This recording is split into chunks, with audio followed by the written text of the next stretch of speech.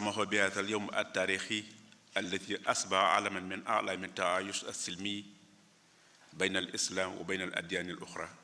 وبين الشعب الأمريكي والشعب السنغالي، لأن الأديان إنما جاءت لإنقاذ البشرية ولرسم تاريخ النجاة والسعادة لها في الحياتين.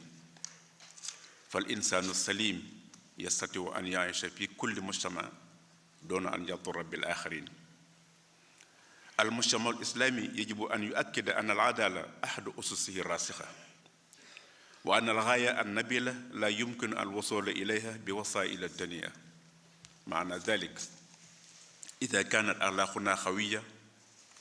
لا نحتاج استخدام العنف، لأن العنف في مجال العقيدة سلاح يلجأ إليه الضعفاء، وما لا يمكن تحقيقه بالقوة يمكن تحقيقه بالكرم والثبات. فبما رحمة من الله لنت لهم ولو كنت فظا غليظ القلب لانفضوا من حولك. أيها الإخوة، إن هذه الدورة قد سميت باسم الشيخ عبد الصمد ابن الشيخ أحمد بامبا، وهو رغم خسر عمره ركز حياته في الإرشاد، وقد كان مثلا أعلى للصوفية المثالية وهي تصوف الشيخ أحمد بامبا الذي كان عليه الشيخ وربى به أصحابه ومريديه. إذن لابد أن نأخذ العبر من دروس التاريخ بملازمة ومشاورة علماء عاملين مخلصين، بدلا من أن نجعل مصالحنا الشخصية والمادية والأسرية فوق وأمام أي مصلحة دينية أو اجتماعية أو وطنية، أو نشكل جماعات ضغط على رؤساء الدنيا باستغلال السلطة الدينية، وننسى أن العقل السليم والقلب النظيف عاملان مهمان للدين وللزعيم الديني. ولا ينبغي أن نعتبر أتباع أدوات للاستعمال الشخصي، لأنهم جاءوا للإرادة والهداية والاسترشاد. يجب أن لا نتركهم ضحايا للمنتهزين الذين يصيدون المال والجاه والشهرة، أو يتخلبون في ظل جو لا نظامي والفوضوي، ولا يعرفون أين يذهبون وكيف يتصرفون. يجب على كل زعيم اعتبار هذه الأمور والتفكر في قوله تعالى: كلا بل تكذبون بالدين وإن عليكم لحافظين كراما كاتبين يعلمون ما تفعلون. ربنا لا تزغ قلوبنا بعد إذ هديتنا وهب لنا من لدنك رحمة إنك أنت الوهاب، وافتح لنا كل باب كنت فاتحه للصالحين من الخيرات يا الله، ودمرا كل أعداء تضر بنا قبل الوصول لنا يا الله يا الله.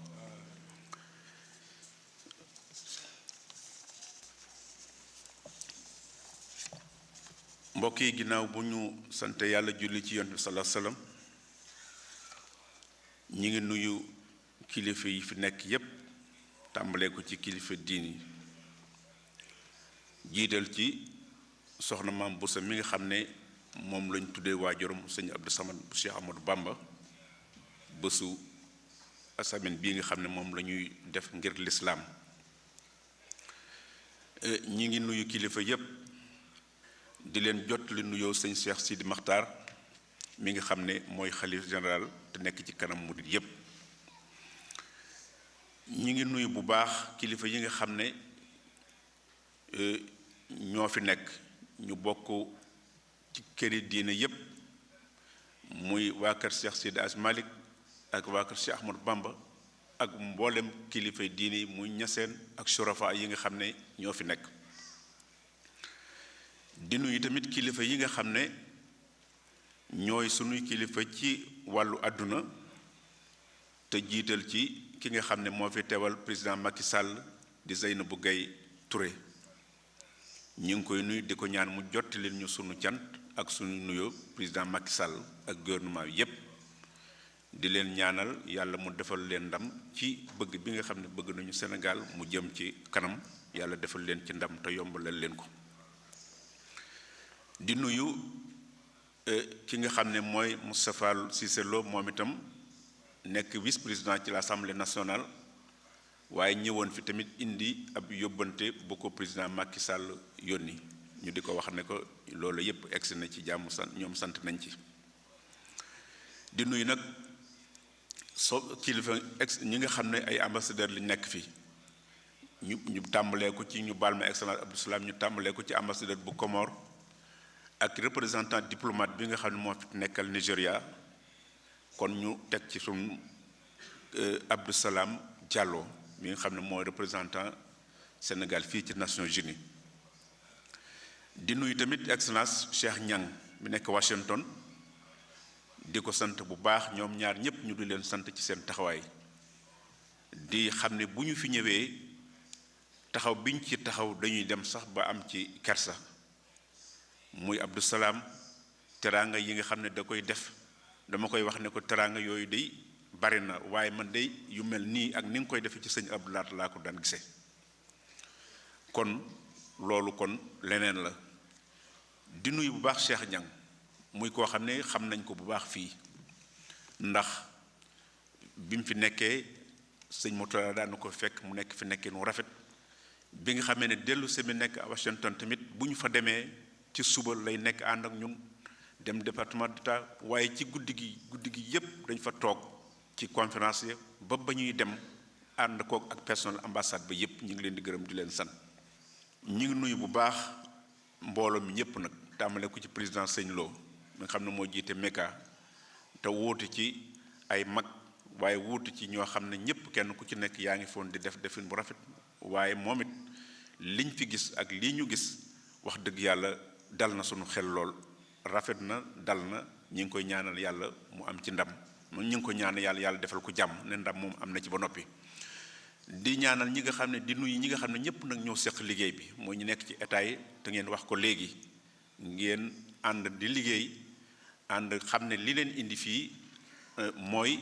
taxawal seen réew wante taxawal lislaam wante it taxawal fi seeni valeur wante taxawal fi ci wàllu seen dignité bu baax ñi ngi ginnaaw loolu nag bii mooy ñaar fukkeelu yoon ak juróom ñu di fi daje ñu jox proclamation sëñ Mourtada Mbacké yàlla na yàlla doori leeram mu loo xam ne julli yépp a ko moom du woon loo xam ne daf ne woon murit wala sëñ kenn jullit lañ ñëpp ñoo ko bokk ndax teraanga la boo xam ne loo xam ne lislaam fi mu ko amee da ko jar ndax fii defe naa ne yéen ñëpp xam ngeen ne barab la boo xam ne ay téeméeri àddina bépp ko seq kon lu fi nit wax dafa mel ne àddina bépp ñoo ci ànd te damay wax ne lislaam dafa nekk loo xam ne diine la lu yàlla sàkk yàlla moo ko def tëral ko jox nu ko kon amul lu ñaaw waru cee mën a am kon buñ dee tudd dara di ci tudd lu ñaaw kon ca ca nekk la te nekku ca te defe ne nekk na ca te nekku ci la waaye bu fekkente ne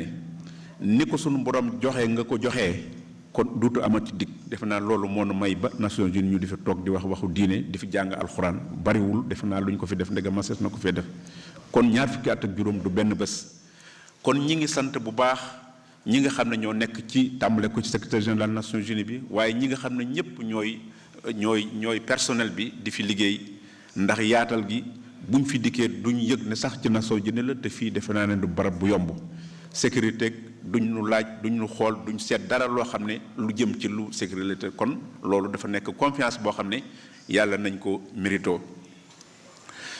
ñu gis ne kon ñi ngi leen di sant bu baax di sant autorités américaines yi ndax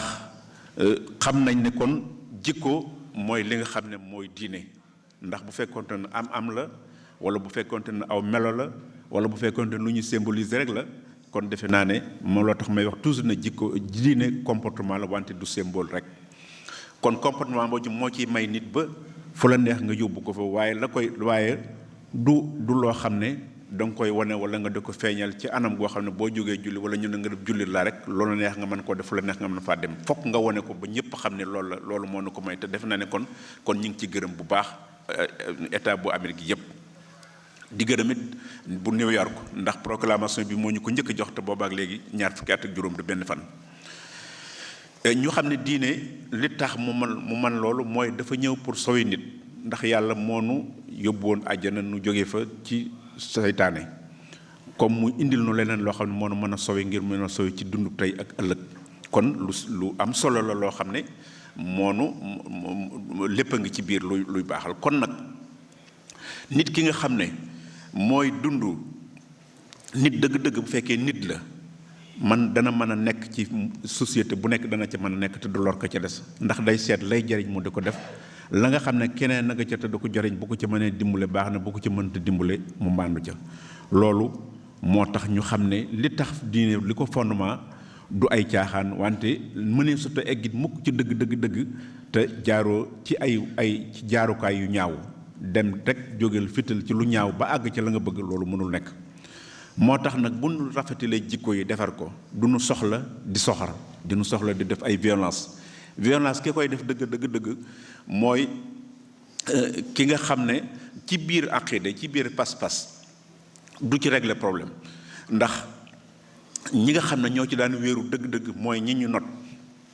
ku ragal wala ku ñàkk ku doyadi mooy wéeru ci violence waaye jàmbaar dëgg ñaare du sawar ci violence loolu moo tax ndax loo mënta lijjanti force néew na luñ cee lijjanti mu lijjanti ko waaye bu fekkente ne ci lu rafet ci dal ci jiw ci defaru mën nga caa lijjanti loo xam ne bu doon force rek doo ko ci lijjanti kon loolu moo nu may lii loolu nag ginnaaw loolu ñu di leen xam ne nag bii ñi ngi ko tuddee sëñ Abdou Samane Mbacké bokkoon ci ki nga xam ne ci ñi mujj ci njabootu sëñ Touba la damay wax toujours ne amuñu ku ndaw waaye li ñu am mooy ku gën a neewi at kon bokk na ci ñi ci gën a neewi at ndax bi mu fi biñu ne gan la àdduna mooy 1917 sëñ bi mi ngi fi jóge 1927 kon fukki at la ci nekk bi mu dundam yi ci yàggul ndax 48 la fi jógee te kon fanweeri at ak benn la moo tax ñu indi ndax dañu ne sëñ bi daf ne nañu fàkk nit ñu baax ñëpp ñu del moo tax ren ci guddi maam jaara gi ñu jagle maam jaara ñu ne maam jaara soxna ma fa wadd wele bokk na ci mag ñi baax ñi bokk na ci nit yi am ay njaboot kon fii li ñu fii indi mooy kenn ku nekk ñu xool njaboot gu nekk ñu xool lañ fa mën a jàngat ñu jàngat ko jariñu ca bàyyi ko fi bu ëllëgee ñii ñëw ci kanam ci ginnaaw man caa jariñu moo tax ñu tudde ko soxna sëñ Abdou Samane Mbacké semaine bi yëpp loola mu ñëw fi soxna si nga xam ne moom la fi bàyyi ci doom muy soxna maam Bousso Mbacké muy kenn yàlla na ko yàlla may gudd fan mu ñëw fi te wax nañ leen ko fële ne leen tukkeem benn yoon la mosoon mu demoon Makka 1965 defe naa bari na ci xale yu boo xam ne boobu judduwuñu nun ñi tamit di ay xale yu ndaw kon loola kooku kon du tukkikat kon nag la tax mu jóg ba ñëw ba Amérique tukki bi mu njëkk a tukki it defe naa ne tukki yi bu dem ci réew mi gën a ëpp doole ci àdduna bi fekke fi loo xam ne tamit moom la fi diine am loo xam ne amu ko fenn te fii lu fi diine am na mën naa wax ne daj na fu nekk kooku tamit kon dafa mel ne bis bi kon moo ko moom ñi ngi ko ci ñaanal bu baax mu taxaw ànd ak doomam Abdou sëñ Cheikhouna mi nga xam ne moom itam taxaw na taxawaay bu rafet ndax ñoom fii ñu toll royukaay lañ di jéem a bàyyi xel ak jéem a waaj daf ciy baax ndax sëñ boobu ñooñu li ñu leen di jëlee mooy dañoo nekk ay misaal ay royukaay ci dund ci àdduna ndax tasawuf bi nga xam ne mooy bi Cheikh Ahmadou Bamba indi woon te fekkoon fi ay nit ñu baax ñooñu ñëpp di tasawuf boo xam ne moo sawee lislaam ci fu bare moo ko sowee ndax mooy rafetal ak gëm ak pas-pas loolu nag nun dañ caa war a jëlee ay jàngat yi mooy nu jël ko nun ñi nga xam ne nun ñu mel na ñoom ak muy moom mi ak sunu maas gi ci ñooñu lañu war a def ay jàngat gi nag mooy fexe ba jël xalaat yooyu jël seen jëf ci sellal ga ci rafetal ga ci xam ga waaye ci tamit dalal ga wante ci tamit fexe ba di defar nit loola moo tax nun ñu tudde ko ñooñu ndax nun ñii nu di roy ci ñoom loolu dafa gën nun ñi nga xam ne noonu la ñuy xoole ñooñu ñu jël sunu bopp lépp def ko ci intérêt personnel nga xam ne looy dugg lu nekk da nga cay seet sa bopp boo ci gisul sa bopp boo ci gisul matériel boo ci gisul sa yëfi bopp dootoo ca sawar donte sax diine nga ca loolu yitteelu loolu nag yàlla na ci yàlla musal te moom mi musal te ak ñi nga xam ne ñëpp it ñoom a yem nun ñii noo war a jël loolu te yàlla musal nu ci loolu te itam nu bañ a bokk ci ñi nga xam ne dañuy jël diine di ko mbubboo maanaam diine fal la wala diine teral la wala ñu liggéeyal la ci diine ba teg la ci kanam diine ngir ña la ca liggéeyal nga bëgg a wëlbati ko loola di ca profité di ko jaay di jël la nga xam ne mooy la diine am nga di ko wone woo xam ne la nga ci jublu mooy yow ñu yëkkati la wala nga yëkkati ko ci wala nga matérialiser ko loola loola dafa mat a roye di ko mat a bàyyi xel ba tax ñuy tudde tur yi ñu mel noonu ndax ku ne xam na ne xol bu mucc xol bu baax ak xel mu rafet kooku moom la nitu diine war a moom la war a làmboo waaye bu paasee loolu duutuñu ko tudde nitu diine ndax gis ngeen alxuraan sax loolu nekkul ci bind mi liñ bindoon waaye bu dee wax innal muttaqiina fi jannatin wa uyuun udxuluhaa bi salaamin aaminiin wa naza'naa maa fi suduurihim min ghil dafa mel ne kooku doomi soxnaa tax wala ci la bokk doomi soxna nag laa waxuma koo xam ne ab doomi soxna mooy sëriñ toujours damay wax ne sëriñ mooy ki liggéey ba am ngërëmul yàlla waaye waxuñu doomi sëriñ mooy ki nga xam ne dañu ko jaar dugal ca biir rek kooku bu toppee wala dina amoon ni nga ko doon wax watab am zuriyat bi imaan alaq na ñooñu bu ñu defee lañ fañ jaar fa ñooñu jaar ñu jéem faa jaar yàlla ne alxaq na kooku kon du koy dem waaye na jaar foofu rek bu mënta demee danañ ko jël yóbbaale ko kooku la ñuy wax waaye ki nga xam ne nag moom la yàlla ne ñi nga xam ne nag ay doomi ay sëriñ lañu nga xam ne dañoo ragal yàlla mooy innal muttaqiina nee na ñooñu ëllëg yàlla lim leen del danañ dem àjjana wante àjjana jooju wa naza'naa maa fi suduurihim min ghillin dafa mel ne bu ñu fay dem bala ñoo dem dana am ci saal bu ñu leen jaaral tuuti def leen benn opération mu génne kañaan nga ca biir seen xol soog a dugg àjjana kooku nag wax dëgg yàlla dem àjjana ñu di la opéré ngay dem ba tey nekk nit ku baax koo xam ne ca nitu yàlla ya nga kooku defe naa bañ ca opération bu moo gën kon dafa mel ni ka nga xam ne nag da caa bokk far te jaarul foofu nga xam ne sax looloo du leen ca fekk kon defe naa ne yàlla lijjanti na loolu ba pare kon nag nanu fexe ba jël loolu nga xam ne mooy sens boobu nga xam ne nun maag suñu seexu naa ñoom ñi ak sunu maas gi am nan ko ñu jëfandikoo ko ndax ku xool ci yéen ñi nga xam ne yéen a rafetal lislaam bi ndax sëñ Murtala wan na leen sëñ Murtala sëñ Touba yàlla la doon sëñ Touba yonent bi la doon liggéey lent bi suñu borom kon ñooñu amuñu woon jotu wutal seen bopp kon nag yéen ñii fi nekk ba tax lii am dafa mel ne ku leen di xool dafa leen a war a xool bëtub ca kaw waaye watu leen xool muy ay jumtuwaay ndax léeg-léeg nit ki dana ñëw jokk ci moom wala mu jàppe ko koo xam ne moom la dox diggam ak yàlla mu dem ba mujj mu jafe ko jumtuwaay loolu léeg-léeg sunu ndaw yi ñu di ko defee jumtuwaay boo xam ne jàpp nga ne kii sa yëf la loolu dañuy wax ne toujours lu mat di bàyyi xel la ndax nit ki la def sa digganteem ak sa borom kooku daf laa sas woo xam ne moo tax nag di ko exploité ci genn anam yi di ko wute wala nga di ko siiwee wala nga di ko fa wane di ko teg foo xam ne lu ne mbilim la ci nga jël teg ko ngir bëgg ñu xool la ca baragal la ca loolu dañoo wax ne loolu nañ ci bàyyi loolu moo tax toujours ñuy wax yéen kilifay aada yi nga xam ne yéen kilifay àdduna yi ñu di leen bàyyiloo xel loolu bàyyi xel mooy nitug diine bu dee jëflanteeg yéen ci wàllu lam seq ak yéen ci wàllu àdduna kooku am na ci sañ-sañ waaye nag jël diine teg ko ci seen kanam bëgg leen koo gàll ba lu mu bëgg a def faj ko ci lu mu leen bëgg a teg jaaree ko ca loolu it na ngeen xam ne tegewul ci diine tegewul ci leneen kon loolu itam ngeen bàyyi ko xel ba bu leen ci kenn tiital bu leen ci kenn xëbal ngeen liggéey seen liggéey ci liggéey waaye nitug diine it mu bañ a jëfandikoo jumtuwaay ñii nga xam ne dañoo jël seen lépp ngir yàlla di ku taxaw fii xool ñu jël seen alal di dajale di ko def ci lu nekk ngir yàlla rek kooku defe naa yow mi nga xam ne yow la ñuy xool ca ña tax ñu def ko defe naa war ngaa am beneen sas xëy na gudd na xëy na xawma ñaata minute la woon wante waaw kon nag ñu ngi ñuy jégglu ci xam ne kon nitu diine dafa war a am li mu xam dafa war a nekk responsable boo xam ne day bàyyi xel ne maanaam commerce diine wala nga di ko puukarewoo wala nga di ci chantage loolu yàlla nee na ëllëg na nga xam ne am na ñu nekk ci sa wet te loo def danañ ko bind te boobaa da nga xam ne diine du lu ñuy lijjanti dafa am liggéey la waaye jël sa bopp la jox ko sa borom la waaye du loo xam ne dañ koy jariñoo fii tax ko jóg kon nag ñi ngi gërëm ñëpp di leen sant ñu jéggal ñu ñaan yàlla mu dimbali ñu bañ sax ci lu baax ñaan yàlla weeru koor wi ñu nekk yàlla nangul ñu ko te def jàmm ci àdduna bi wante def ko ci réew mi nga xam ne moom ngay nekk def ko ci sunu réew Sénégal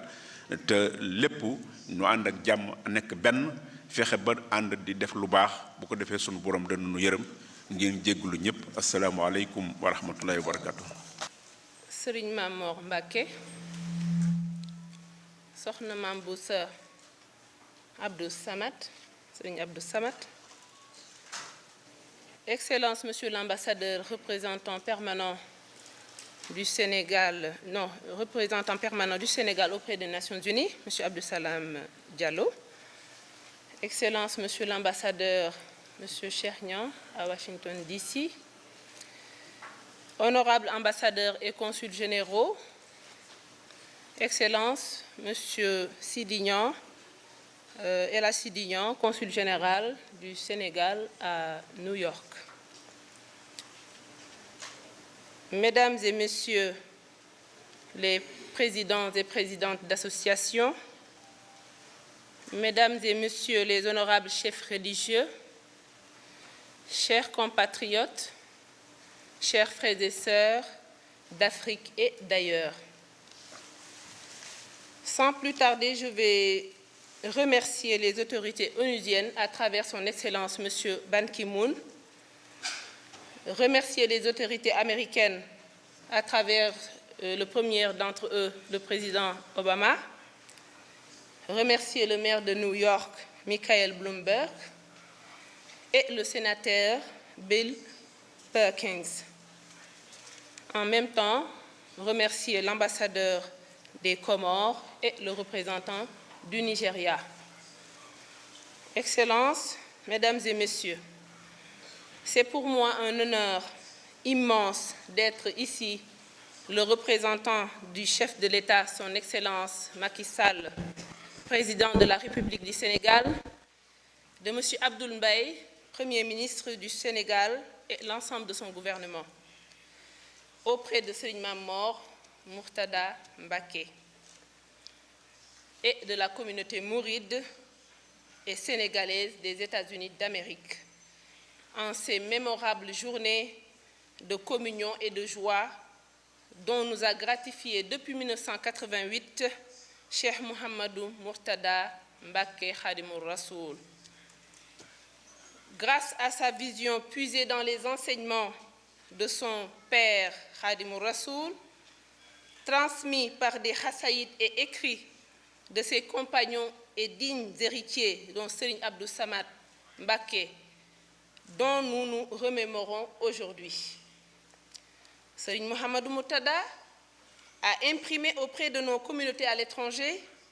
le sens du devoir citoyen, sous-tendu par une cohabitation pacifique avec les populations autochtones des pays hôtes, ainsi que le respect des lois et règlements. La communauté mouride et sénégalaise est pacifique, travailleuse, ambassadrice de notre pays, de notre culture et de notre patrimoine, habitée par le seul souci de participer au développement économique et social de notre pays à travers ses membres qui sont de véritables vecteurs de développement qu'il convient d'accompagner par de bons mécanismes de partenariat. C'est pourquoi Son Excellence, Monsieur le Président de la République, m'a instruite de promouvoir sur les plans économiques, social et culturel l'ensemble de la diaspora à travers des mécanismes innovants prenant en compte leur expertise multiforme et leur ambition légitime de servir le pays, le Sénégal. Mieux qu'aucune autre communauté, la communauté sénégalaise à l'étranger reste soudée au pays, à leur famille et au-dessus de tout à leur religion, l'islam dans une grande majorité, mais à un islam de paix, de non-violence et de tolérance. Aussi, nous réjouissons-nous de l'œuvre de vulgarisation de l'islam que menait Serigne Mamor Mourtada Mbaké, le dialogue des religions qu'il prône pour une instauration durable de la paix, de l'équité et de la justice à travers le monde. Cette démarche hautement intellectuelle est un héritage remontant au pardon de Serigne Touba Khadimour Rassoul, à tous ces diffamateurs, ceux qui l'ont combattu par des contre-vérités et des déformations de l'histoire, ce qui a amené ses ennemis à le condamner à l'exil. Mais c'est cet exil qui lui a valu toutes les récompenses divines dont nous nous profitons aujourd'hui.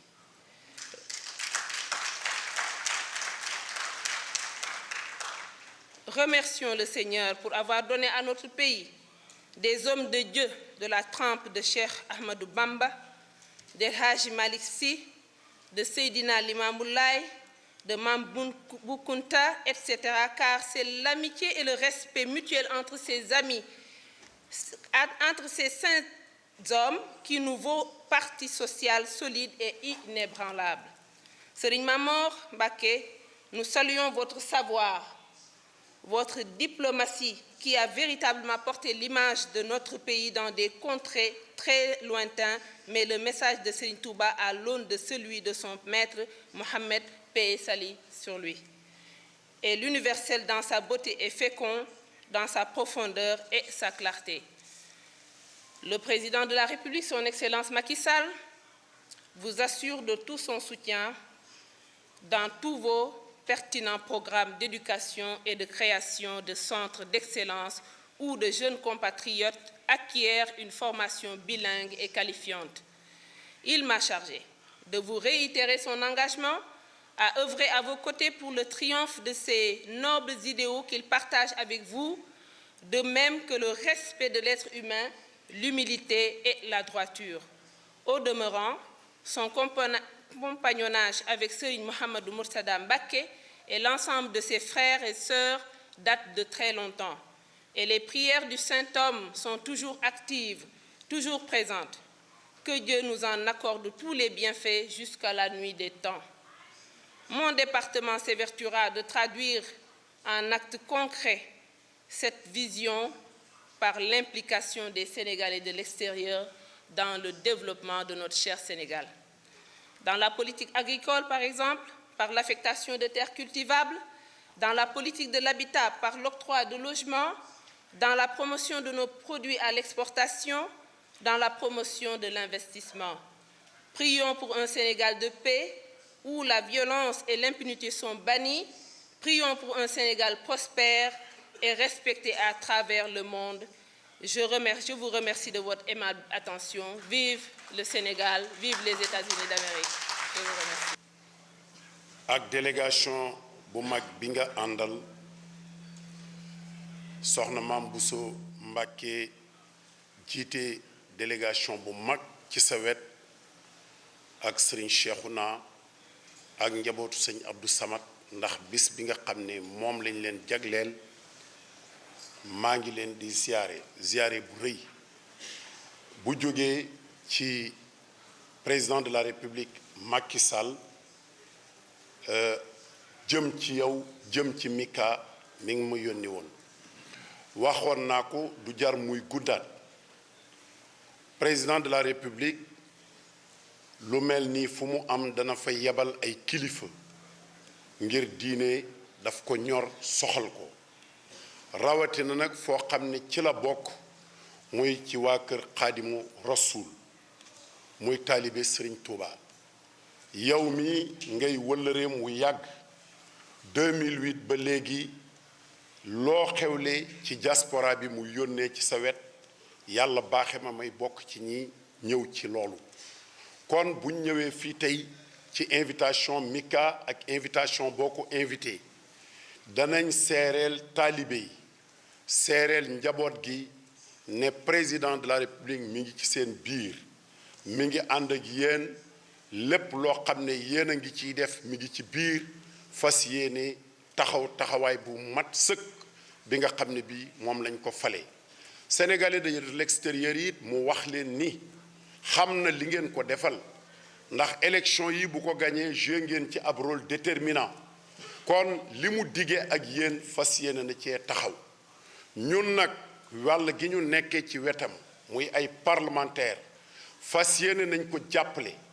jàppale gouvernement waaye it di ko fàttali li nga xam ne lii moo ko war seen diggante ak ñoom ñuy sant représentation diplomatique bi duma ci dellu si ndax ministre bi tudd na ko ci taxawaay bi ñu taxaw ci communauté sénégalaise taxawal ko président de la République kon loolu ñun am nañ ci cant ak ku yëg ndax ni ko sëñ Babou waxee ay député lañu ñu libre lañu buñ ñu falee am nañu droit buñ gisee lu baax ñu wax ko buñ gisee lu doxul ñu wax ko mais gis nañ ne président de la République yéeneem ak taxawaayam mooy yéen sénégalais de l'extérieur ngeen am condition de vie meilleur. kon ñi ngi sant ñépp ñi nga xam ne ñi ñoo teew fii sëñ Mamor di la seereel ne président de la république mi ngi ci sa kanam mi ngi ci sa gannaaw di rafetlu say tànk yi ngay dox ndax lii ngay dox moom nga koy doxee ndax day renforcer diplomatie sénégalaise ndax yaa ngi waxtaan ak autorités yi ci réew moo dem di modaaranteeg ñoom ngir ñu gën a jàppale communauté sénégalaise. kon nag maa ngi leen di sant di leen gërëm di leen xamal ne ñun ñii daal di parlementaire en tout cas ci gannaaw président de la république ñi ngi leen fas yéene jàppale taxaw ci lépp loo xam ne dana améliorer seeni conditions maa ngi leen sant di leen gërëm wasalaam.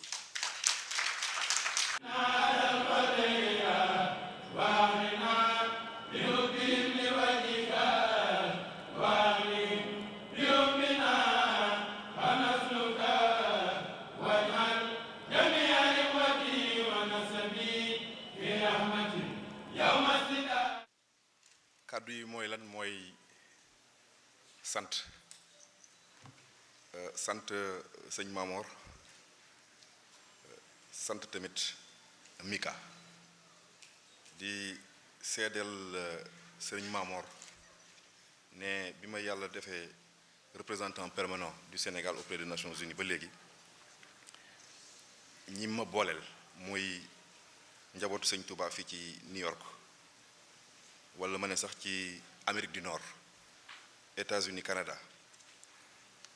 ñooñu dey maa ngi liggéey ak ñoom liggéey bu wér te ñu jàppale ma ci biir ak ci biti kon bokk jataay bu amee bu mel ni bu amee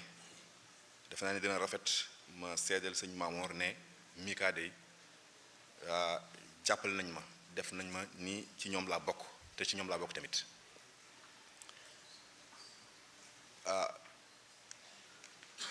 ku mel ni imam Dabo nga xam ne tey ma nga ca Gabon fa lañ ko sas liggéey ba ci Serigne Lo bi nay teg président Mika ak seen staff yëpp wax dëgg yàlla ñu neex a liggéey lañu te jàppale nañu ma ci lépp loolu moo tax liggéey bi mën a yomb kon boog ñu leen di gërëm di leen sant lu mel ni nag bu amee war ngaa xoolaat sa bopp seet lan moo ko waral li ko waral mooy dafa am ku ñu sas kooku mooy kan mooy président de la république Macky Sall nga xam ne yàgg naa liggéey ci keppaaram bi muy nekk premier ministre ba léegi te yàlla def mu doon président de la république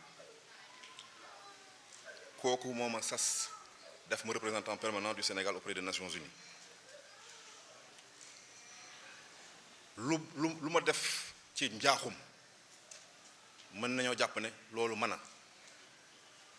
waaye lépp loo xam ne tamit ñun ñi taxaw nañu ba seede na lu rafet la dama koy delloo njukkal bi ndax bu loon moom duma taxaw fii